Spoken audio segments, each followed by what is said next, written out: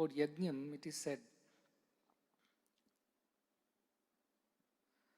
Annad bhavati bhutani, Parjanyad anna sambhavaha,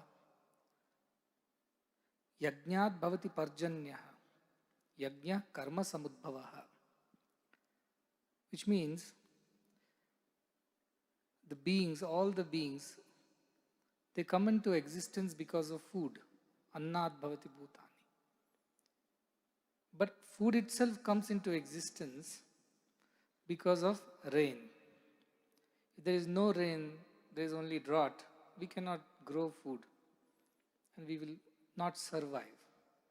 But the rains themselves come because of yajna, it says. Yajnat bhavati parjanyaha. Rains come because of yajnam. But where does this yajna come from? Yajna karma samudbhavaha. All our actions are yajna. Yajjuhoshi, yadashnasi. All that you do, you offer, should become yajna. Yad karoshi, yadashnasi, yajjuhoshi, dadasi, yad tapasyasi tu kaunteya, tat kurushva madarpanam, says Krishna. Says, whatever you do, do it for my sake. When we do everything for the sake of God, every act becomes a yajna. And that yajna brings rain. Rain is a symbolic representation of grace of God. And when grace of God comes, then all that we need to live, to survive, to exist, comes to us. And then only as a species, as a planet, as a society, we can survive. So food is not just what we eat from our mouth.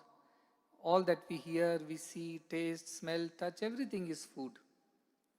And all that is provided to us only by grace of God. One can be born without eyes, without ears, dumb, deaf, lame, or like we see in our hospitals with congenital heart diseases who cannot have a normal life.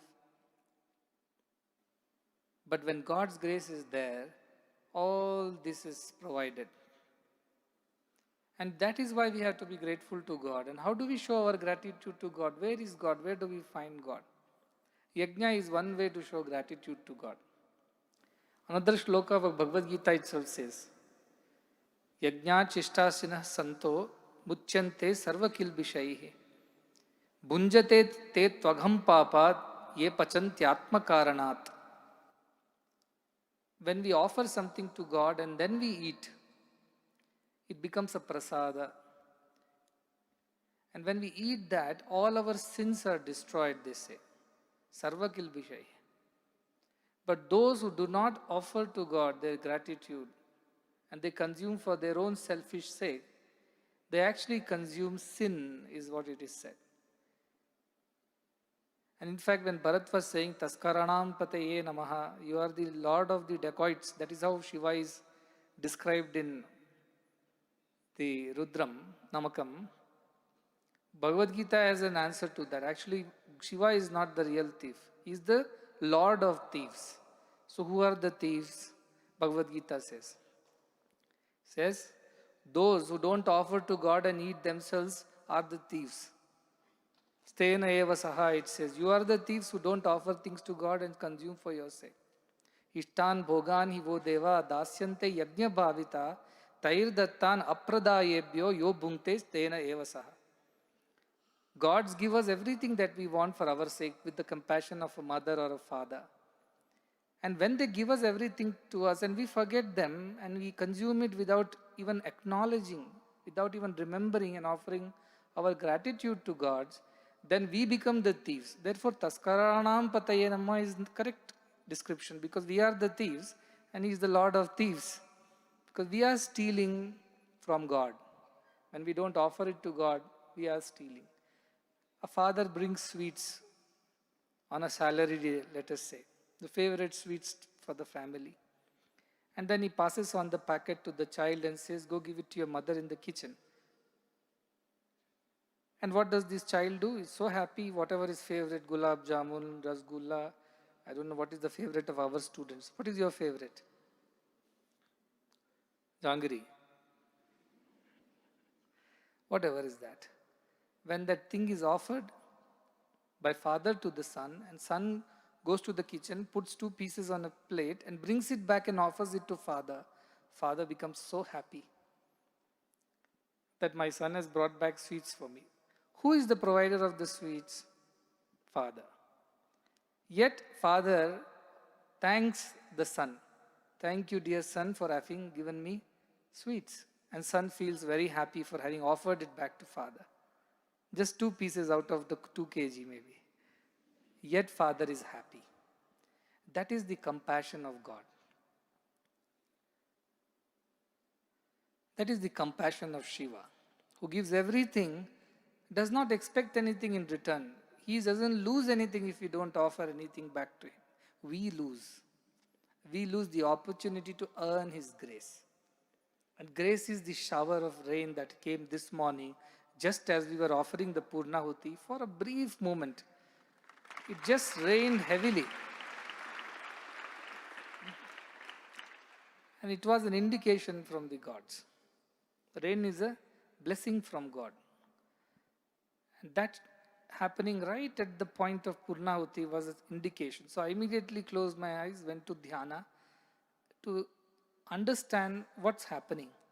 And I immediately had a vision of Lord Shiva and Parvati, both seated on the bull Nandi, as if traveling somewhere, side by side, with the little Ganesha on the lap of Shiva. Generally, he's on the lap of Parvati. He had a fight with his father, you see, quite early.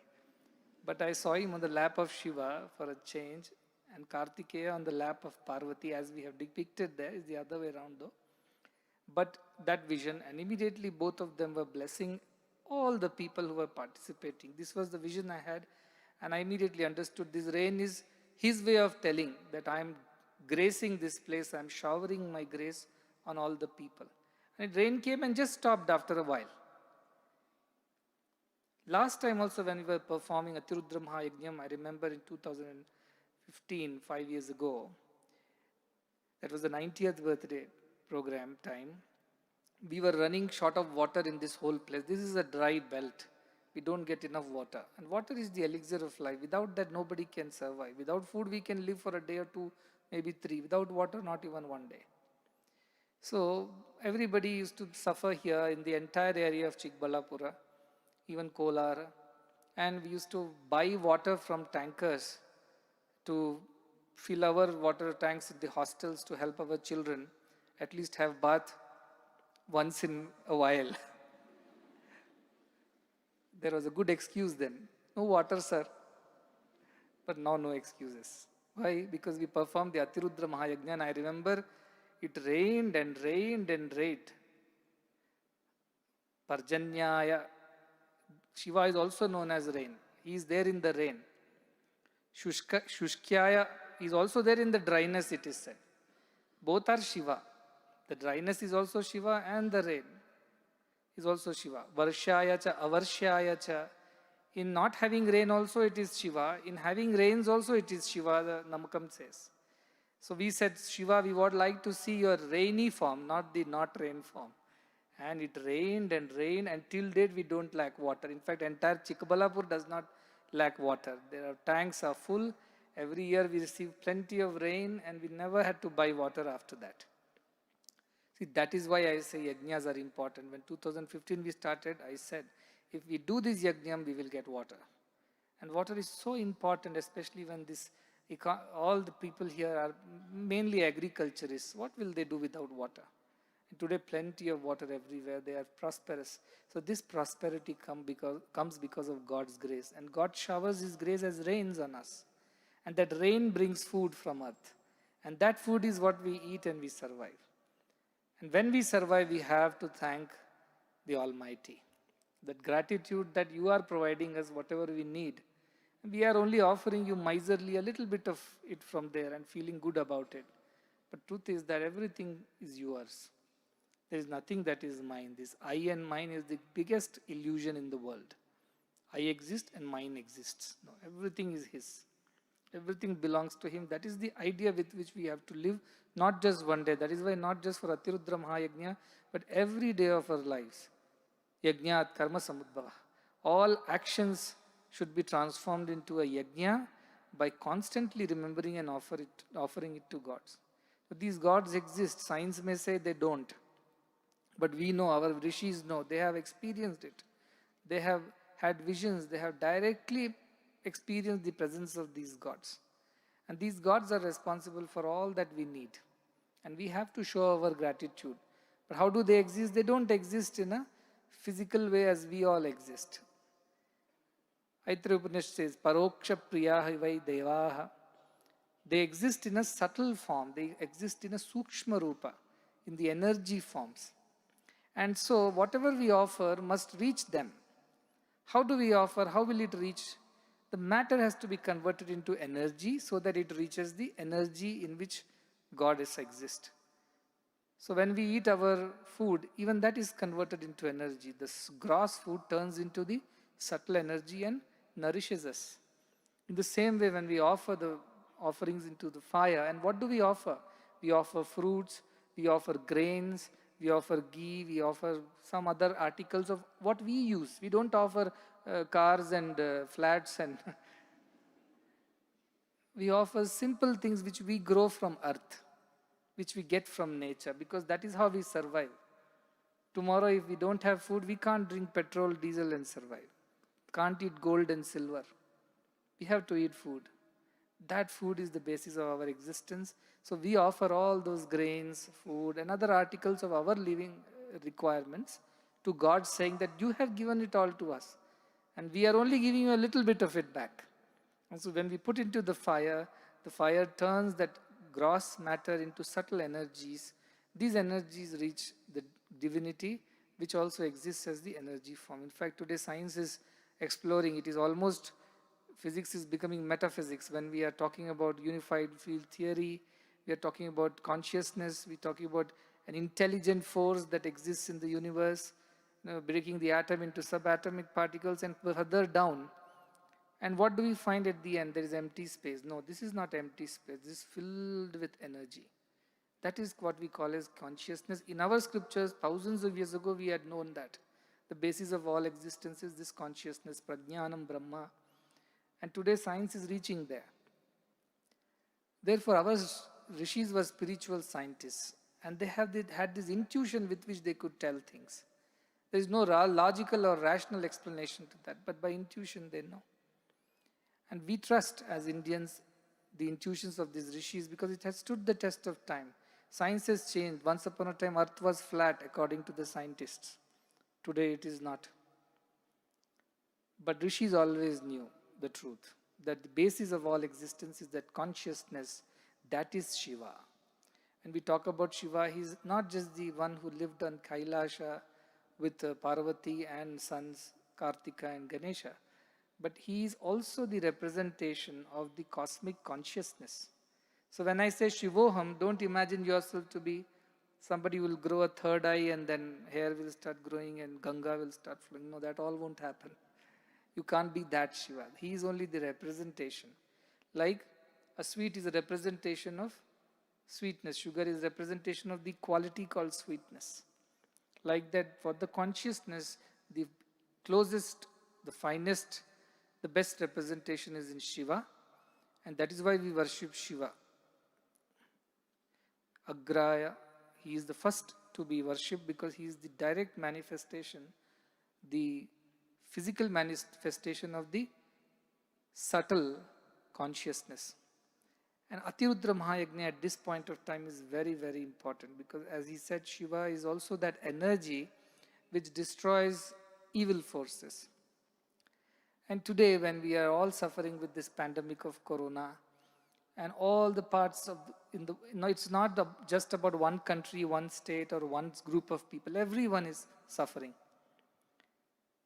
And we pray to Shiva, Mano, Mahanta Mutamana, Arbakam Mana, Ukshantamana, Ukshitam, Mano, Vadi, Pitaram, Mota Mataram.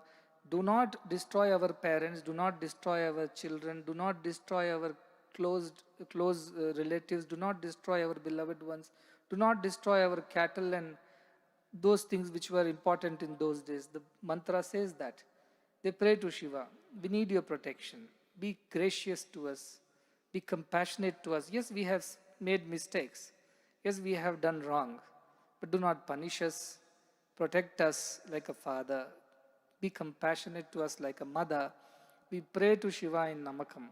And I tell Namakam Chamakam is very useful. When you go to your teachers, you should first chant Namakam, then only Chamakam, I say. Namakam means, oh sir, you are so good, oh, you are so kind, you are so compassionate. You give leaves to us, you allow me to skip classes. Then the teacher becomes very happy. And you are greater than the other teacher. He never gives leaves, he never allows. Teacher is even more happy, Namakam. Tell me, my child, what do you want? Then you start the list. Shamchaye, Maheshtame, marks in maths, marks in science, marks in Sanskrit, 2 days leave, and it begins. So the same method is applied here also. 11 times we chant Namakam and 1 time Chamakam. 11 times we praise Shiva for who he is. Such a beautiful this Namakam is. I hope you have all learned the meaning. How it describes as Shiva, the conscious energy in all forms. In fact, it says, Sabhadhya Sabhapatibhyascha Namaha. The Sabha is also Shiva and the Sabhapati is also Shiva. What a beautiful description of that divine energy in our scriptures. Where else you will find these lofty, these beautiful spiritual ideas other than Indian scriptures? Nowhere in the world. I have gone around the world. Never I have heard something like this. Therefore I say, Yanna Bharate, Tanna Bharata. What is not in India is not anywhere in the world. We should be proud of such a rich spiritual heritage. And these yajnas are a way to engage ourselves and remind ourselves that we need to offer everything that we do. Everything we think, say or do, we should do it for God's sake. Tat kurushva madarpanam. Do it for the sake of God, not for your selfish sake. And this should become a way of life for us. That was the way of life of our ancient people, our rishis, our sages. Unfortunately, with the passage of time, it has declined and people have forgotten. They live only for their sake, their selfish sake. And that is the cause of all the trouble in the world. When each lives for the other, cares for the other, all the problems of the world will get solved. There is no doubt about it. We don't need somebody coming from another planet to help us. We are sufficient to help each other. But selfishness does not allow. However, when we start thinking we do everything for God, our heart purifies, expands, encompasses everybody as our own. In everything is Shiva. In everyone is Shiva. That is the idea when we say, Sarvam Kalvidam Brahma. Sarvam Kalvidam Brahma. Everything is divine. Yat kinchat jagatyam jagat, yesterday we heard from Ishavasya. Look at these truths of Upanishads, meditate on them and make it a part of your life. The more you think about it, the more you will talk about it. The more you talk about it, the more you will do. Manasa, Vacha, Kaya, it will happen. And that is why I keep repeating the same truth again and again till it gets into the hearts of everyone as a firm conviction. I keep repeating. It's like hammering a nail till it fixes itself firmly. To that extent, I keep speaking this truth. And not only I, ekam sat vipara baudha vadanti, many great people have spoken the same truth. So, consider yourselves very fortunate in these times when most of the people are hiding in their homes, afraid of disease and death, losing jobs, not having enough to eat, worried about their future, worried about their family. Here we are, together as a divine family, sitting at the feet of the Lord, praying for the welfare of not just us, for everyone. Samasta loka sukhino bhavantu. Let everyone be happy. Let everybody be healthy. And Corona has taught, if one is not healthy, everybody will not be healthy. Therefore, in everybody's health lies our health. In everybody's happiness lies our happiness. Not without a reason, our scriptures taught us to pray for all. Swasti prajabhya paripalayantam, nyayena margena mahimahisha, go brahmanebhya shubhamastu nityam, loka samasta sukhino bhavantu. Our scriptures taught is long, long ago. Pray for everyone, don't pray for your own sake. Because only when everybody is happy and healthy can you be happy and healthy. Otherwise not. It's not possible. And Corona is the latest live example of this great truth. So we are here praying for everybody all around the world and beyond, those who are known to us, unknown to us, those who are related to us, unrelated to us.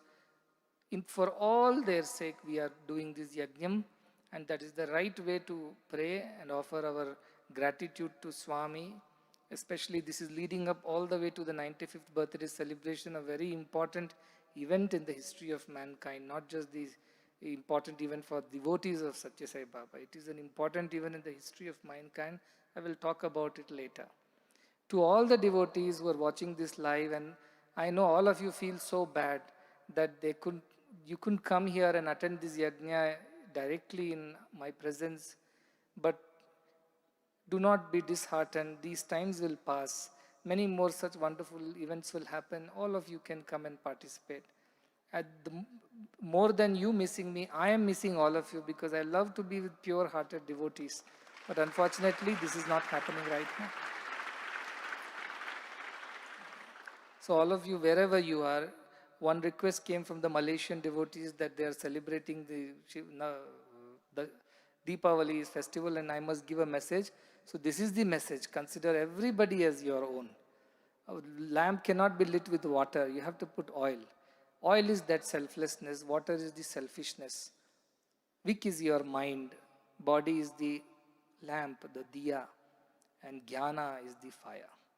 When karma, the matchstick, bhakti, this matchbox is struck together, jnana comes out. That is the fire of wisdom which lights the mind that is soaked in pure divine selfless love without any water of selfishness.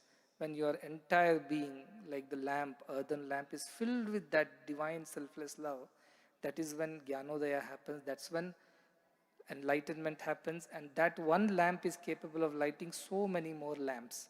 One Jnani, one Jivan Mukta in one place can transform the entire society around. So strive to be like that. Let these great times which have taught us so much to go within not be wasted.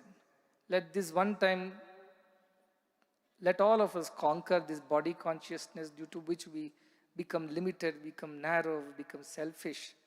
Let us give up that and let us think of ourselves as only divine. Shivoham, Shivoham, Shivoham. We are divine and nothing other than that. That let this truth get firmly established in the minds of all the people. Let us all live in harmony, in peace, in love and selflessness. May this Atirudra Mahayajnam bring such a golden age to this world. Let all be happy and healthy. With this one and only prayer to Lord Shiva, to all the gods who help us live, exist and thrive, to everybody we offer our gratitude, and we are so happy that all the devotees in whatsoever capacity have participated and are doing everything in their might to make this yajna happen. I also want to convey my special blessings to all the organizers who were given a very short notice from Dashara to this day to immediately organize. Not even 20 days have passed since then. And they had organized this entire thing at a very short notice. The priests from Sringeri and all the other priests who have come from various matas in Karnataka to join this yajna despite these circumstances, to all of them also, our gratitude. And our gratitude to our very dear volunteers who have made it here to help everyone and look after their comforts. To everyone in ways who is involved in some way or the other, to everyone, great blessings. You're not doing it for your selfish sake, you're doing for the greater good of the world. That's the greatest opportunity, a blessing that has come our way. Let all be happy and healthy. Sarve bhavantu sukhinaha, sarve santu niramaya, sarve bhadrani paschyantu, ma kaschid dukkham apnuyat. With this prayer, I conclude the talk, and we have a program, music program extolling and worshipping Lord Shiva on the very first day of Atirudra Mahayajna.